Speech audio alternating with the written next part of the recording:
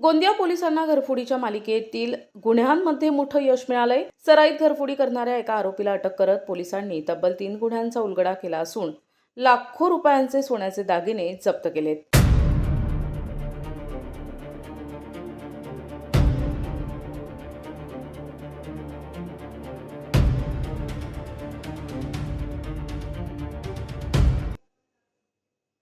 Police अधीक्षक कार्यालय गोंदिया अंतर्गत स्थानिक गुन्हे शाखेच्या पथकाने नवेगाव बांध, दुर्गापूर आणि अर्जुनी मोरगाव पोलीस ठाण्याच्या हद्दीत घडलेल्या घरफोडीच्या गुन्ह्यांचा तपास करत एक महत्त्वाची कारवाई केली आहे।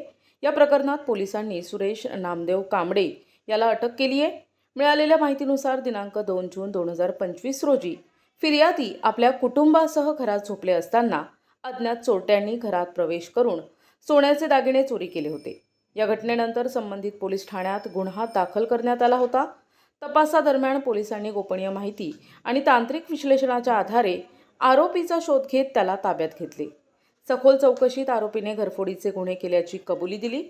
पोलिसांनी आरोपीकडून विविध गुन्ह्यातील चोरीस केलेले सोन्याचे दागिने जप्त केले असून एकूण लाखो रुपयांचा मुद्देमाल हस्तगत करण्यात आला आहे।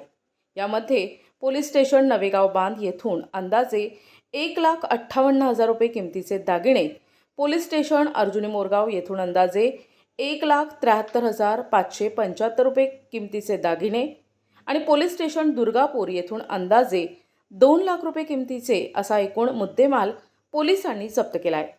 सदर आरोपी विरुद्ध पुढील तपास सुरू असून इतर गुन्ह्यामध्येही त्यांचा सहभाग आहे का याची चौकशी पोलिसांकडून करण्यात येत आहे। प्रतिनिधी राधाकिसन चुटे, NTV न्यूज मराठी, गोंदिया।